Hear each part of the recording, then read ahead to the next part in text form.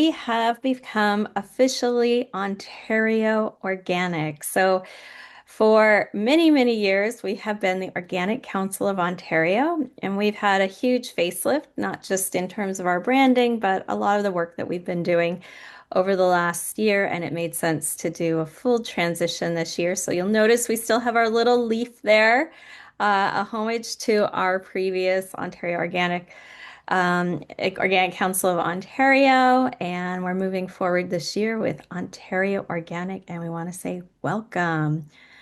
All right, so the first thing we always like to start off with is our land acknowledgement. And we want to acknowledge that there are 46 treaties and other agreements that cover the territory now called Ontario, where the Organic Council of Ontario's membership resides. We are thankful to be able to work and live in these territories. We are grateful to the First Nations, Métis, and Inuit people who have cared for these territories since time immemorial and who continue to contribute to the strength of Ontario and to all communities across the province. If you'd like to drop your land acknowledgement for the specific area you are in Ontario into the chat, we'd love to see that. And if you're not really sure who previously or even currently is on the land that you're sharing right now, you can actually visit native-land.ca or whos.land to see who's located or previously located there and that you're sharing the land with. And we love to have people take a look at that. All right, so our next um, thing that we want to do is just talk a little bit about what the organic Ontario. I'm going to do this 100 times. What Ontario Organic is all about. So we are a not-for-profit. So our we breathe on membership dollars, grants, and any way that we can figure out how to bring funding to support all of those involved in the organic value chain. And so the organic value chain, it starts with those people that we have some joining us today with their hands in the dirt, all the way to the people that are eating organic foods. If it wasn't for those people eating organic foods, we'd have no reason to make the organic foods. So that is an important part of our value chain. And we really are here to provide tools to strengthen, to make, as I keep saying, organic easy. We want to make it easy to know about organics and understand organics, to be organic, but we always recognize that there is no easy in farming organically or farming in general, but we're trying to make things a lot easier. All right, and so I think with that, we are going to head into introducing our speakers. So our first speaker today is Mary Beerman, and she is the owner and lead ecology researcher of Living Outside. Her early years in organic farming and compost production from 2006 to 2015 introduced her to the ecological principles of the soil food web, the soil microorganisms, and testing land management practices. Today, she is a soil food web consultant, Mary and the Living Outside team, and they're ready to help align yourself in your land management goals and practices within a soil plant ecological context and regenerative coexistence. And Mary's she's our first not active farmer, but actually works in all of the soil pieces and so forth. So I really look forward to seeing what you have to bring to our conversation today. Andre Houle is a third generation farmer, transitioned from a conventional corn soybean rotation with 100 and tillage to certified and with 100 and was that 100 acres, Andre? Sorry, it was 100% tillage. Might have Oh, been like, 100%. I've got an and yeah. on my thing. I'm like, that's Okay. not Sorry right. about that. That's okay. I don't type that well. 100% tillage to certified organic in 2021 using regenerative practices. He grows up to 10 different crops, including cover crops and rotation, practicing intercropping and companion cropping, and use minimum tillage, roller crimping, and very selective plowing. They also have added livestock on rotational pasture, hogs, broilers, layers, turkeys, beef, and mill our own grains to feed our livestock. That's a lot you got going on there, Andre. Well, Keeps us out of trouble. All right, and Anne Marie Saunders grew up in Beamsville, Ontario, on a fruit and table grape farm that her parents purchased in the mid 1960s. Currently, the family operates the farmland as an organic white wine grape vineyard, which has been certified since 2013, with a focus on healthy soil in support of healthy plants. And that eventually led her to further explore the regenerative agriculture branch of organic farming and the simple yet profound concept that it's better to work with and not against nature. Amory is keen to actively support Ontario organic initiatives aimed at expanding the reach of the organic value chain within our local communities, building sector relationships, providing data and educational resources, as well as advocating for trust and integrity on the claims of organic in Ontario. And Amory, do you know you're actually our first board member to join us on one of these farmer chats? So, yay, I'm very glad to Oh, have you here. And Amory is a very active member of our board. And so she's going to be helping out at the conference in lots of different ways. And she's also part of a number of our committees, including our data committee. Has done a lot of work with the policy side of things, and I actually just huge thanks to Anne Marie and of course all our board members for all the hard work they do every single. It's actually a lot of days that you guys work for Ontario Organics, so we thank you so much. So thank you all for joining us. I'm going to go ahead and I'm going to start with you, Andre. Um, and I'm gonna have you, I've done an introduction. I want to like learn a little bit. Usually I say, how was last year's, you know, how was farming last year? And tell us a little bit about your are you certified organic? Are you regenerative? That kind of thing. So those are the two questions I wrap up in one to get you started here. Okay, well, we are certified organic since 2021. We use regenerative practices.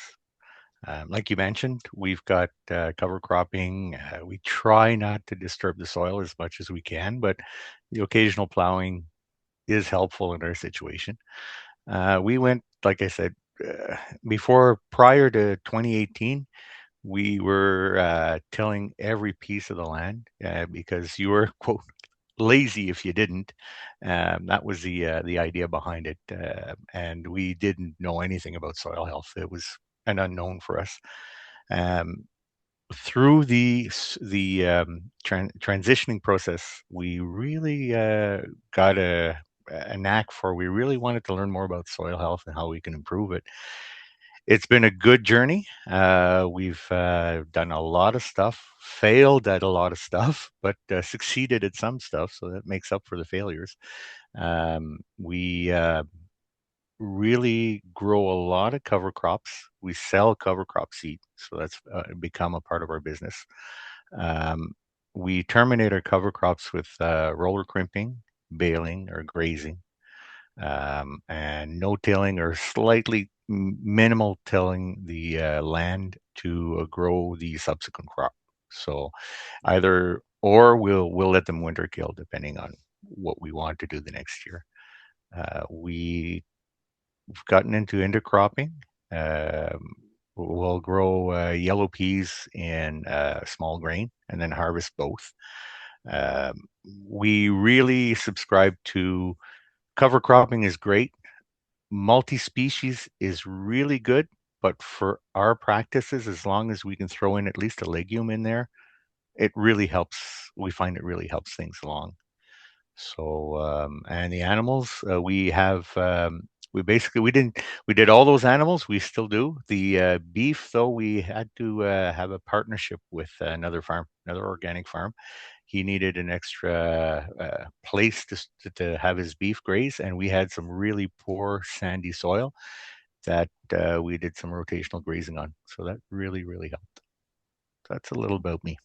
A little bit. And how was your season last year? Did you, I mean, you're doing so many different crops. I guess it would be really variable depending on what you were working. We we've had three really last year ended up being dry at the end of the year, but we had the two previous years were the wettest I've never remembered. Really bad years up here, and followed by a wet spring last year and a drought at the end of the year. Um, but having a Wrap it wet, up. yeah, yeah. It's like, So thanks. the funniest stories I'm surrounded by, a lot of farmers that do a lot of tillage, still a lot of, and soil health hasn't caught on that much around in my neighbors. And you never want to be the first farmer out in the field working the field because you know you're wrong. Everybody else is right, and you're. But last year, after so many years of the cover cropping, and I imagine it's the soil microbiology working up. Um, I was really looking at my fields. Was the first one in the fields, and ended up having a better crop, organic, than a lot of my conventional farmers. Because of, I guess, the way that the aggregation, the water infiltration, all the good stuff from soil health. So it ended up being just enough so that I can keep going. So I can still That's farm this year. perfect. That's perfect. We sometimes we say, you know what, when we invest into that soil, it's a long-term investment, and sometimes you don't see it right away. But when you do have major stressors in your environment, like we're starting to see that investment really comes to fruition, right? You start to see it all paying back, in terms of soil, in terms of water retention and those micronutrients and all those things, we start to see that long term. So it's neat when you can see that play out, right? In a It, tough year. yep, it is. Yeah. So, all Although I right. could use a good year though. Yeah. Well, I wish you this year, 2026, to be that year. That year. Thanks. All right. So, Anne-Marie, I'm gonna take it to you. So a Uh, little bit about your farming, what you do with your products, and the organic piece, which I know you're certified organic as well, and then how your year was last year. yeah, quite a few little questions and avenues to go there. Thanks so much for having me on the panel, and it's just great that everybody is able to come out and we can have this little time together.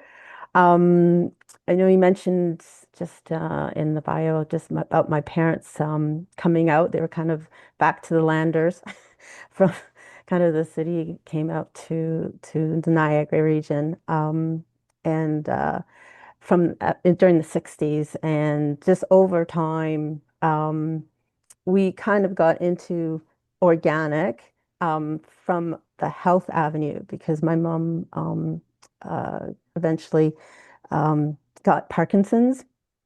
And, anecdotally, we basically said just a lot of the exposure of the pesticides and things that were on the fruit.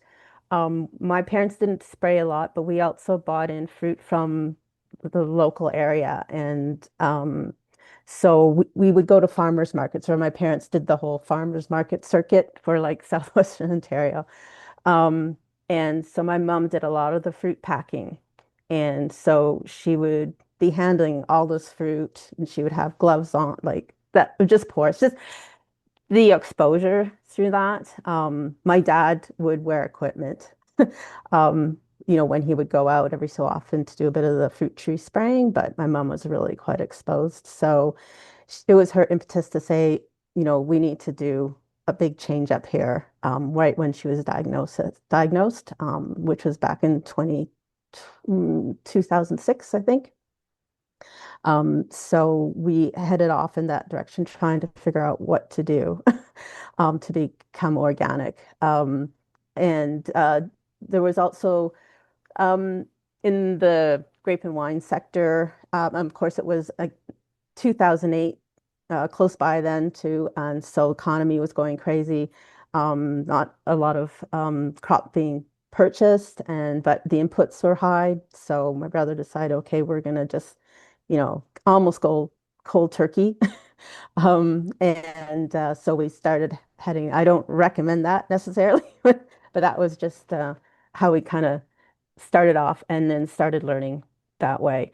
Um, we became certified in 2013, but I'm sure that anybody who has kind of gone along in this process would know that over in the first few years, you're probably still thinking conventionally, like, okay, if I just substitute this input for this input, then everything should be good. But then you start realizing, at least the land and the crops, everything's kind of telling you that doesn't work.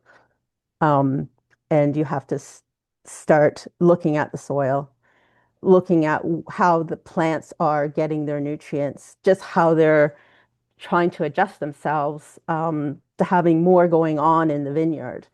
Because before, everything was just kind of killed off, but now there's a lot more life happening. And so how does that translate into your plants and what you're doing and so that was a lot of learning. So for me, you as you go along, the regenerative portions of organic is really innate if you are trying to follow along this path because you just don't get too far after a few years trying to just do the substitution. It doesn't work. So um, in vineyards, there wasn't a lot in our area that was organic, soil minded, all of those things. So there was a lot of researching, reaching across kind of really around the world to other vineyards and places that were doing these things. I also had joined some other smaller organizations like EFAO and biodynamics and just trying to understand from a small, because we're 10 acres planted, we're 17 acres as a full property. So just coming into the mindset of a small area and small farming and trying to um, bring that onto our farm. So there was just a lot of learning and education, and it was really interesting because I like kind of diving into that and figuring those things out. So um, that's a bit about how we kind of got into it. And I guess like specifically say our crop this last year was really good. Um, and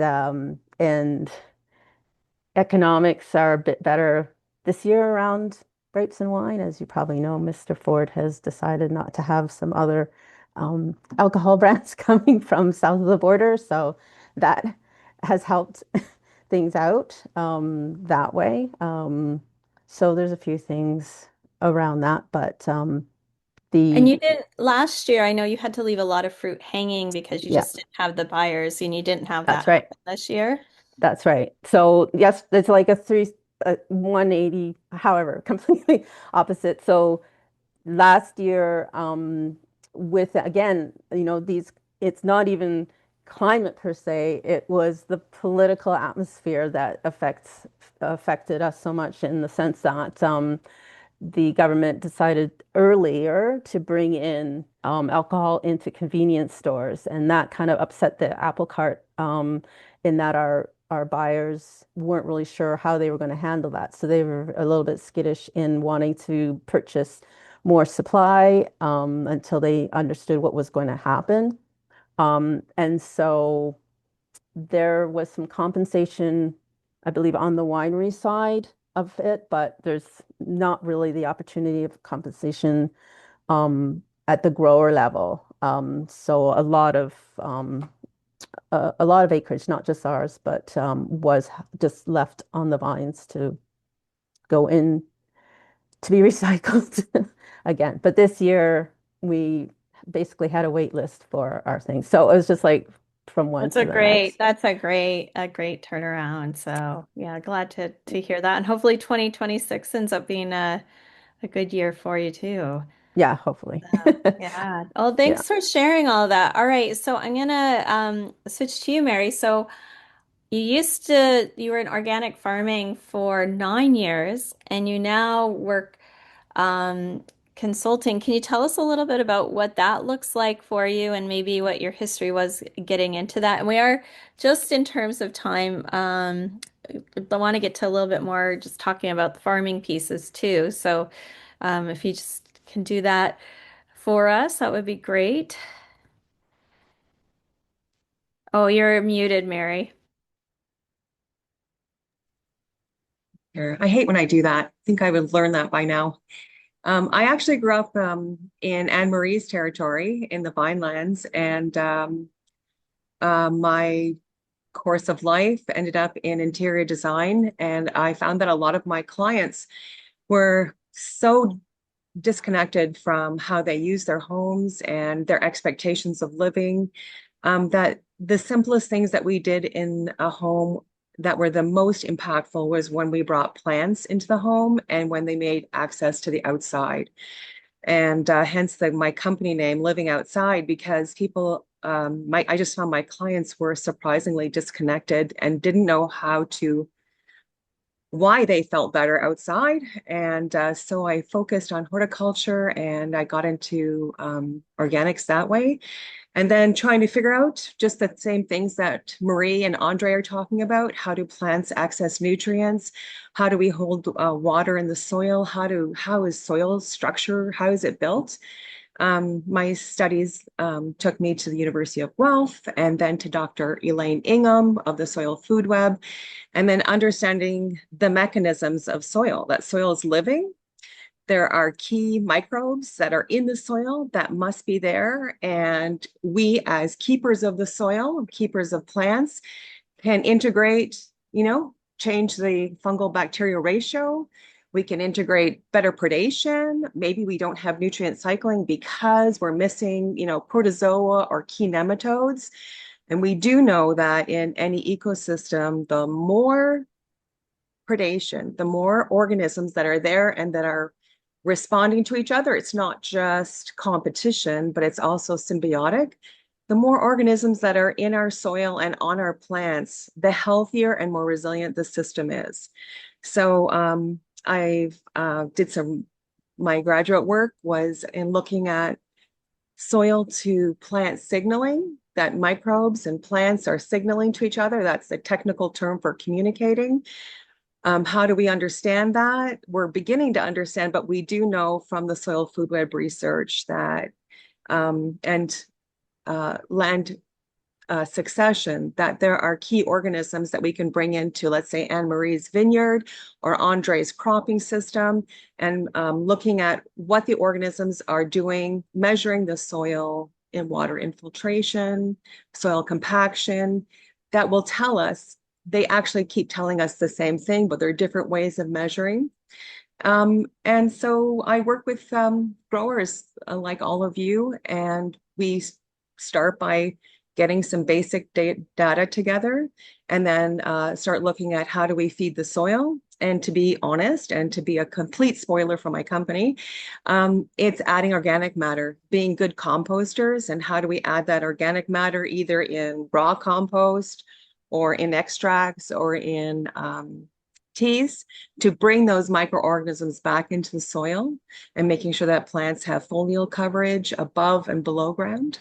And that's really what we spend our time doing. It feels completely simple, but like all of you have said, getting that complexity into our system is a practice that it's easy just to till and plant and hope that everybody else does really well, but it's actually far more complicated than that. And just listening to what Andre and Anne Marie are doing reminds us that it's a very active, very complex program working with plants and soil. And so I actually love what Anne Marie said. It's not power over things. We don't control the system. We work with the system. And that's what I do. Yeah, and it is true, right? Like learning about how to, create, not change something, but to improve it and Mhm. look at what's been done for forever. Um, Andre, I'm gonna actually come back to you and ask you because you have so many different, you said you sell seed and you for the cover cropping and that sort of thing. What does spring look like to you right now? Like I'm calling it spring. I know we're still in the middle of winter, but as we basically, when you're in farming, you have fall and you have spring. And then there's a little thing that happens in the middle that people think gives you all the rest in the world that you need to prepare for the rest of the year. And it doesn't actually feel like that actually happens in the middle. Am I right, Anne Marie? Like it's Mhm. there, it's gone, and you're just already into spring. So what does that look for you like for you, Andre? Well, this spring we've got actually we have a really neat opportunity this spring. We rent land. We have our own land that we work on, and we rent from other places. And we were approached late last fall with a piece of land that went up for rent, and the owners wanted us to rent it and work it organically. And this piece of land has been in continuous soybeans, full tillage for the past 20 plus years. And the reason the other Oh, farmer hasn't, yes, absolutely. And the reason the other farmer hasn't continued renting it is the disease in the soybeans. It wasn't economically duh. viable for them. Yeah. So um, for us, it's not going to be financially viable for a while, but it represents for us just a great opportunity to test all these theories that we hear of, like what Mary was saying, the adding compost, adding we our plan this year is to actually start making more fungally dominated compost, like she was mentioning, right? And strip testing this place, putting in raw manure like we normally do, compost, growing cover crops, and really seeing the exciting part of it is to get the baseline measurements of what's there now and to see how fast we can improve that soil going forward. So we're going to see how it goes. But this spring, other than the rest of the stuff we've got going on, that's the one that's got us fired up. And are you going to like monitor this like scientifically as you go through this process? Like, is that a plan? The plan is to, and every winter in my rest time, every winter I always pick a topic that fascinates me, and I'll read and I'll watch YouTube videos and I'll try to get conflicting views. And this year is something that Anne Marie would be really a specialist on, and it's bricks values. And I believe they really use them in wineries. The idea, the concept presented to me is that the way to best test your soil health is soil your plants. And if your plants actually make more sugars, so your bricks value would be higher, means they're healthier. And the idea being that at a certain bricks value, the tissue sample, the bricks value will actually repel insects and will create a much healthier fruit at the end. So we're going to go with soil tests, of course, carbon nitrogen ratios, and we're going to slowly analyze a set it like a bricks baseline to see what our plants look like, and slowly, I think that's the way that we're going to from now on the farm is try to work with the bricks system, see what it is. Um, I'm just like thinking about the brick system. I know I've done some work with strawberries and like sometimes the bricks values will change based on rain and that kind of stuff as well, right? That can have actually affect it. So how do they equalize that out then in terms of I do have I guess something side by side. You'll leave some of the soil as it is now to compare it to. Yes, there are areas. Part of the rental agreement is that there are strips that they don't want touched beside it. What it is it's a gliding club that has had bad experiences with gliders hitting corn stalks in the past. So they had asked not to grow corn, and the previous farmer was a corn soybean farmer. So in our case, they want beside the pathways, they want a 5 foot strip of untouched so that the gliders can land on and not hurt themselves or break stuff. So that will serve as our baseline compared to the rest of what we're doing on the land. So Okay, yeah, okay. All and right. And the that's a very bricks. unique, not what I expected you to say Yeah, next. yeah, yeah. So it's a very unique situation, But and the Brix values, from what I understand, and I'm not an expert, from what I understand, if you measure your Brix leaf samples in the afternoon when the sun is working its hard, the plant's absorbing as much sunlight as it can on a sunny day, and you keep that as a baseline all the time, you get more regular numbers. Yeah. All So right. Have you we'll used see. that before, Anne Marie? Have you done the bricks thing? Measure bricks all the time for the fruit. I tried it a little bit with the leaves, but I was having difficulty crushing it. But the idea, I kind of know around when the berries are in their development stage, and there's this little time period between when the berries are about 6 to 8 bricks. Once they get over 8 bricks, then they're less susceptible to the mildews and just various things around that. So um, that I definitely kind of look at, and then just trying to, accommodate or figure out what needs to be done right around that time, because it could be pouring rain or it could be nice and sunny. There's just various things that you're going to, you know, try to adjust for. And then, of course, when it's after veraison and we're going towards harvest, in order to I measure the bricks every few days of the fruit to see how things are developing that way.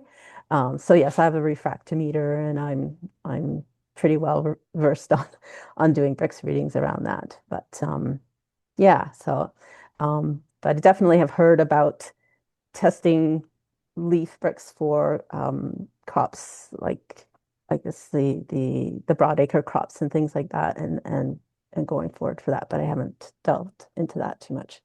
Yeah. And what, Mary, do you have anything have you done work around looking at bricks levels ever for the research that you've done? Oh, you're on mute again, but that's okay.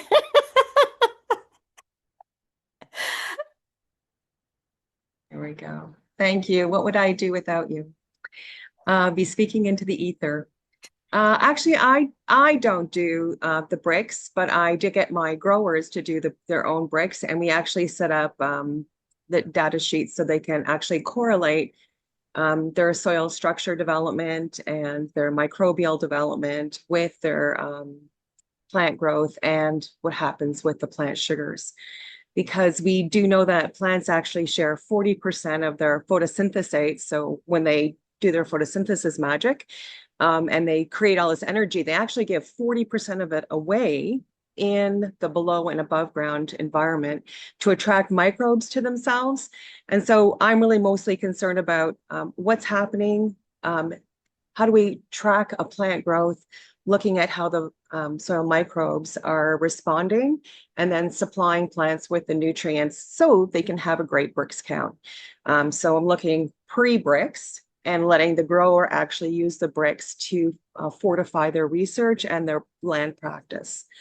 So a cool thing, just to complement what Anne Marie and Andre are doing, is we actually know that in the life cycle of a season of growing, so let's say from now till the end of the year, it's around March where the bacteria, fungus and bacteria are always active in the soil, especially fungus. And in fact, most of our soil decomposition happens now in the wintertime. So having great organic matter content in your soil is really important, because that's when all the nutrients are being cycled ready for your seed.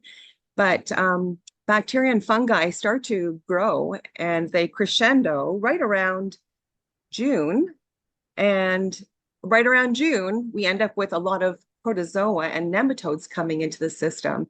And what happens in June? June is our magic month for flowering and fruiting. And that's when the plant needs magnificent amounts of energy, nutrients, a really good, what I like to call a full soil fridge of nutrients. So that's when the soil food web is really maxing and bringing in the nutrients, responding to plant exudates. So that's what I'm looking for. So then we can see the response in the bricks meter. And then we end up having like a peak June, July, and it starts to decline after that, depending on your fruit. But it's kind of cool, just mapping the soil microbe development so that it matches and we can see what's happening with the bricks. But I let the growers chase the bricks. So Chase the Regs. Yeah, it's an interesting thing to take a look at. Hey, Andre, there are two questions for you in the chat here. So the first one is, which legume cover crop seeds do you sell? Okay. We sell hairy vetch, peas. That's about all we have, and we have contacts for other organic, certified organic seeds. But the ones that we grow, those are the ones. We're Oh, looking into getting clover too, but that's a little harder to combine. okay. And feel free to drop your link in for people if they're interested in your seeds. I don't know if you have a link or a website or if they just call you, kind of thing. Just call me or go to the website. That's good enough. Okay. And what's your website? It's Ferme Houle Farm. I'll drop it in the link. Yeah, okay, yes. It sounds a little French and Yes. Yeah. gotta put it in there. All right. And then the other question from you comes from Ken and Lisa Bassendell. They want to know if you grow your own cover crop seed. So I guess you're growing cover crop seed, but I'm assuming you would reuse that? Yep. Yeah. That's Yeah. how it started off. Yes. We were Okay. reusing them. Yes. All right. And then they also mention about Dr. Thomas Dijkstra talking about Brix level plus electrical conductivity of our soil. I don't know anything about that. And Do you, they Andre? outed me. They They outed me. outed you? That's yes. Oh, As I mentioned, I watch a lot of YouTube and read a lot, and that talk Dr. Tom Dykstra, he's this year's star for me. I've watched a lot of his videos, and he's got a lot of good stuff. I don't I I'm the type of guy that has tried a lot of stuff. Don't agree with the results that are advertised a lot of the times. So I don't want to say anything about it because I haven't tried it yet. But when we try it, if it does work, I'll share all the information I have. I So do. But you're up for experimenting, so we gotta I'm appreciate that. yeah. And then Tom wants to know how you clean your cover crop seed. We invested part of when we transitioned. We started with a regular clipper, the seed cleaner that everybody has, and we ended up investing more into. We now have the clipper seed cleaner, and we have a gravity table seed cleaner. One cleans by size, the other one cleans by weight. And what we end up doing on the cleaning by weight is all the extra small stuff that we don't sell, we'll throw in a pasture or we'll throw in somewhere that it'll grow. It'll become our cover crop seeds, and the rest we'll sell as seed or feed to the animals, depending on the crop that we clean. Mm, all right. So, all right, I've got a lot of questions here. Marcia's mentioned something about the micro grants from Carrot Cash, and Marcia, I didn't know about those, but we actually that's a good like we're going to be doing our funding webinar that we do quarterly in February, and I've just looked that up. They've got a little beautiful website there, and we'll make sure to talk a little bit about that at that funding webinar, but people can take a look at that. Anne-Marie, I'm gonna ask you, I've actually been out to your farm, which was lovely. And not, I mean, you call it a small farm, I guess, compared to what's around there, but there's a lot of acreage there for having to work by hand, and it is just you and like not too many people that are working it.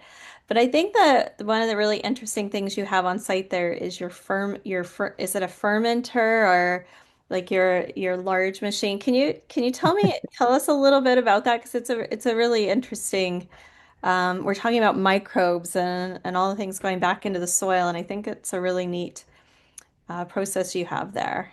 Yeah, absolutely.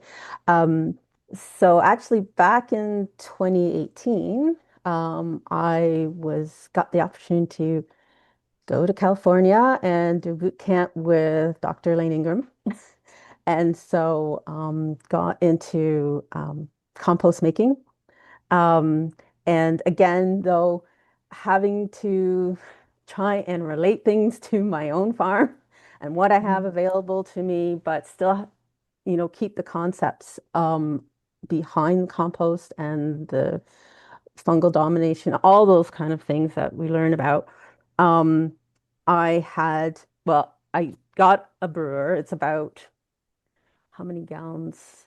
I brew about 350 liters of compost tea. Um, I used to do it more regularly, but I've gotten down to basically doing it at least like once in the year in the fall. But I have this tall tank and I have an actual um, blower, the Mhm. whole setup to brew all of that. And we now use the Dr. Johnson, well, the Johnson Sioux bioreactor Mhm. compost is what we make because it's the easiest thing for us to do.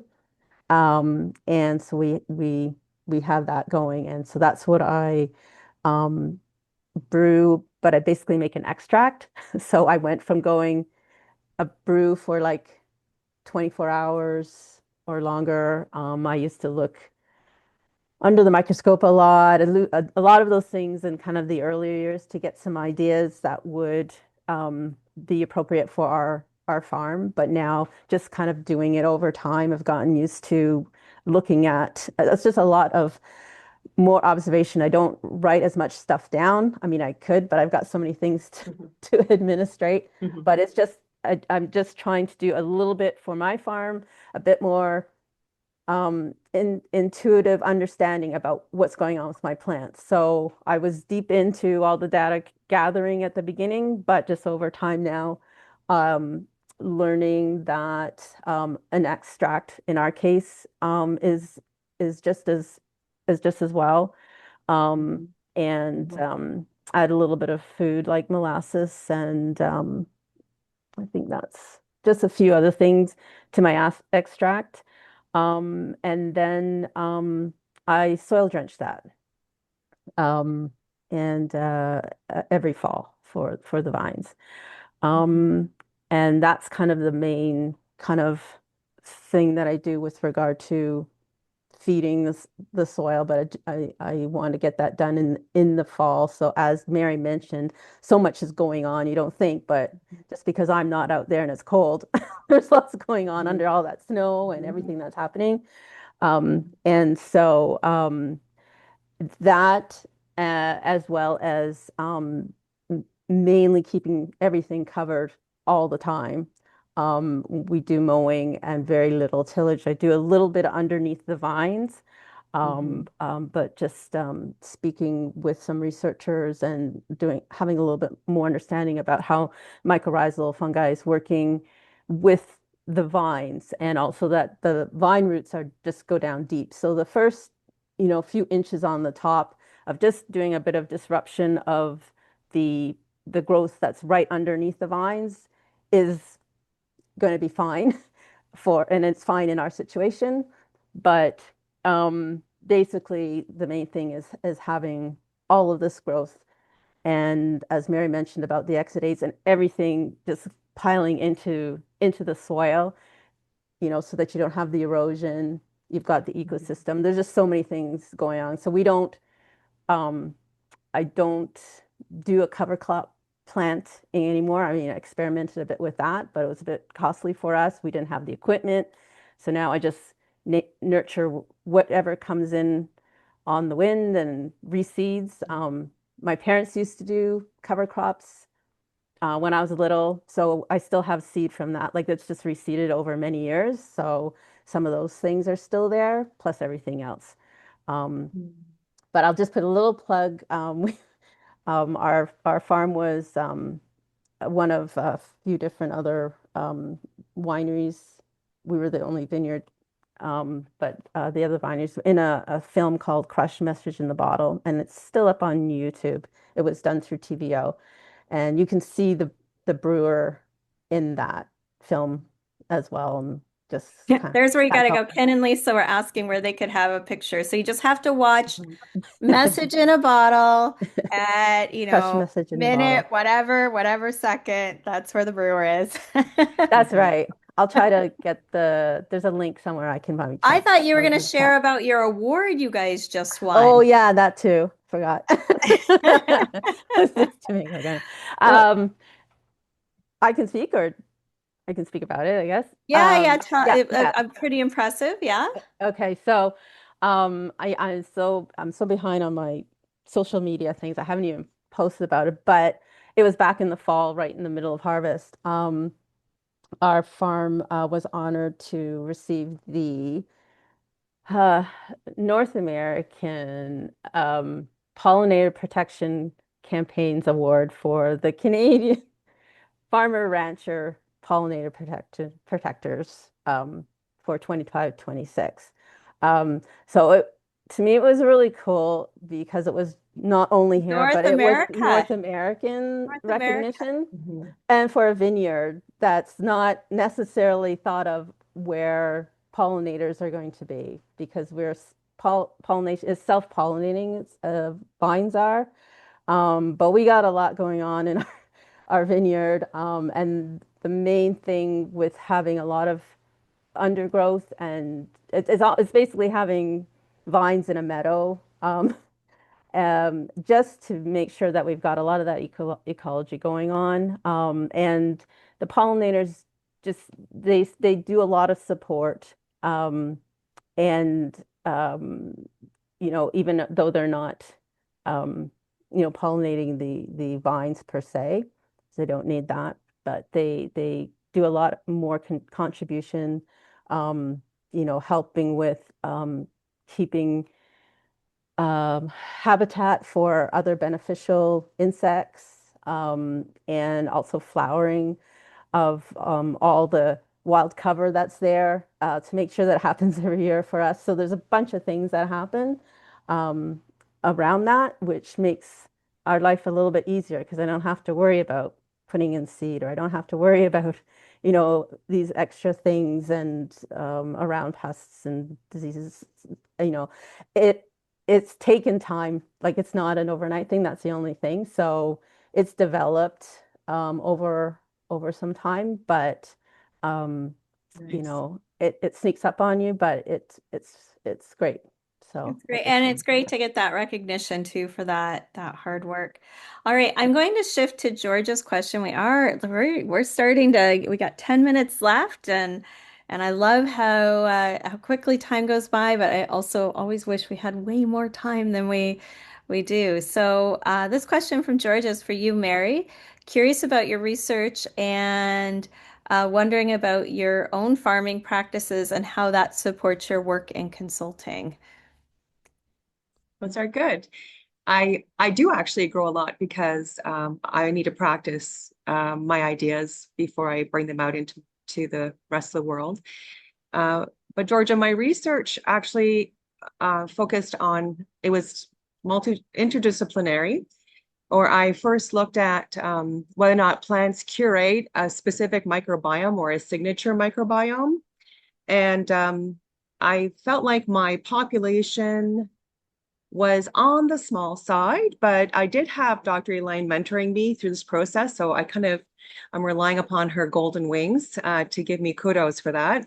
But it looks like, and I'd like to do more research, and I'm going to be doing that with my clients, that plants actually are curating a specific microbiome around themselves. And this leads to what Anne Marie is talking about, that plants actually grow best in communities because they can access in a symbiotic community through the root systems, through the rhizosphere, the microbiomes or the microbes that they need and specific organisms are able to access certain nutrients that the plant is asking for. So it makes sense that above ground and below ground is one whole community. So I'm really glad to hear that Anne Marie is using native plants because I was not going to let this meeting go by without putting my little kudos in to say we really need to be bringing in native plant seeds into our growing culture because it not only supports above ground pollinators and it multiplies the the web of life, but it also supports an idea that still needs to be more research on it, but that there is an indigenous, a native microbiome that we need to keep supplying and working with. And that makes sense as we understand people and organisms. We just haven't focused more down to the microcosm of it. And as far as my practice, I keep a garden for my own food growing because I have food requirements for myself that I would like to have at least enough food to take me through Thanksgiving, Christmas to feed my family. I also have certain foods that I want to feed myself with for the full season of winter that I am um, relying upon the soil and my abilities to feed myself. But since we also focus on native plants, we have a small nursery. And we also are very involved in community because it's not just about growing food for a store or just our clients. We, at least I speak for my company, but I think we all and probably embody this. If we're not building the local neighborhood, then we're not doing our job because the land doesn't belong to us. This amazing system is for everybody. So we, as Living Outside, really focus or work with our horticultural society. And we have a super cool youth program teaching the youth how to garden using being in tune with ecological processes. So we're just teaching them, we're looking through the microscope, we're learning how to make compost, we're using vermiculture, we're focusing on growing native plants, integrating that with food plants. And then it's really cool what happens at their dinner tables because I live in the middle of a farming community, and a cute little story is sisters were in our club. The older brother was not. The older brother is 14, going on 25, and he's totally sold on farming, but he had a problem with weeds. And so at the dinner table amongst his family, the boy was saying, I'm just going to till it under. This is way too many weeds. And one of the sisters popped up and said, no, don't do that. You'll destroy your microbiome. So this is really cool that on a younger level, kids are realizing that it's a dynamic system from the soil to the plants to people. And we have to find ways to practice that. And I think every soil is different. Every season, like Andre was talking about, is very unique, but we have to be in touch with our microbes and know what plants belong in our system so that the system can support itself because plants actually feed themselves.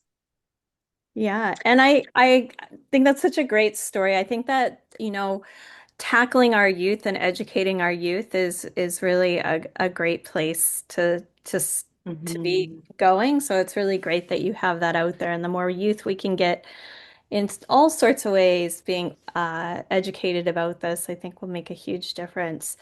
And I'm actually going to talk about education because this is a perfect segue to let you guys know that we have a conference happening next week. So it is our 45th Guelph Organic Conference and talking about soil and soil health. We actually have a lot of soil workshops where we have Dr. Erin Selvas doing an intensive on Tuesday about building soil health and organic grain production using ecological system strategies. So she's coming out from the States. I can't remember where, but she's a researcher down there. And then, of course, we have our trade show where we'll have so many inputs and different types of things that you can put into your soil. We have a lot of microorganism and different types of things that are, for improving soil health that I saw that are coming out for our trade show. But we also have Jill Williams joining us on Wednesday with organic versus inorganic nitrogen. And that's going to be a really big talk as well about soil. And then we have Corey Eichman about deepening our relationship with the land and the farm as a living organism. Talking about pollinators, Brianne Doran is going to be doing pollinators and organic agriculture. If you are an organic farmer and you're looking at ways of reporting, we actually have tech beyond tractors making organic reporting easier. And if you're in the city or if you're interested in learning about farming in the city, we actually have an urban farmers panel that'll be talking about farming in urban spaces. And finally, Joel Williams, or not Joel Williams, Scott Walker. We'll be talking about rethinking inputs from orchard to broad acres. So we have a lot of learning opportunities if you're not already coming out for that. And yes, I'm giving this one final push today before next week. And we're all sold out. Our reception's all sold out, and our all access passes are sold out, but we have a little bit of space, just a little bit of space left in that intensive with Dr. Aaron Silva on Tuesday, and then some tickets still left for the Wednesday workshops. The trade show is free, so you can totally come out to that. You don't have to pay anything, and just there's still a lot of learning to be done at that trade show, and seeing what everybody is doing is always fantastic. And I should also mention we'll be doing a welcoming wine and cheese on the Tuesday evening from 4 to 6. That also is open to anyone that's there at the trade show, and have some nice organic wine. I think Anne Marie, you might have some wines there. Yeah. Yes. Yeah. We'll be there. And Yeah. the other thing I want to mention too is that we're in a whole new location. So we've been at the University of Guelph for 44 years, and this year we'll actually be at the Guelph Farmers Market. So we Hmm. decided to Oh. have a kind of a little bit more grounded, back into a place that's accessible, a lot more accessible than the university has been for us, but a place to build community where we can all be connected a little bit more than the university was on a lot of different floors. So we really wanted to bring back that sense of community. So that's happening next Tuesday and Wednesday. So we hope you're there. And I think I don't know if that's been dropped in the chat, but yeah, it is. So there's a link there if you want to check that out. And then we also have some stuff coming up in February. So we do our quarterly Grow Smart grants, loans, and learning for organic farmers. I'm going to add that carrot micro grant on there. That was I didn't know about that. And if you guys ever hear about grants like that, send them to us. Don't assume we know about them, and then that way we can actually share them with our community and get the word out because let's admit it, we all need funding. So if you have access and you know something, send it our way so we can share it with people. Um, all right, and our next slide there is about our push for membership. So it's 2026, and that means that we really would love to have 2026 members that join us. So we had more members join last year than in all previous years, and we're really proud of that. And I think that's because people see what we're doing. We've been out there, but we really need to continue with those memberships. And so if you think what we're doing is worthwhile, if you want to support the organic community, please become a member. So we have a membership for every person. If you're an organic advocate and you just want to support the work we're doing, there's a membership for you. If you're a business, if you're a producer, if you're not for profit, and even if you sell a whole lot of products, we have an impact partnership. We've had a few partners come on that are donating a percentage, a small percentage, but a percentage of all their sales to us as well. And we're really excited about those impact partnerships. That's we've had Finnings for 9 years as an impact partner, and just last year we've started adding some more to those impact partnerships. So please take a look at our website. So that is at organiccouncil.ca, I think. I'm like, what is our website? Yes. And then finally, um, if this comes up at the very end, but you can do a shot with your phone there and give us some feedback. We love to hear from you when we're doing great, but we also love to hear from you when we're not doing great because how can we get better if we don't know how we could be better? And if we also love ideas, so if you have ideas of things that we could be doing, please let us know. And our job really here, like I said, is to make organic easy, put more tools into your toolbox and really just help you out along this organic journey, whether you're the hands in the soil, you're buying the food, or somewhere in between. So thank you so much, and we will be doing another farmers meet next month. And thanks to our panel today, Mary, Andre, and Anne Marie. It's been really great chatting with you. Thank you, everybody. Hey, bye. See you later. Bye.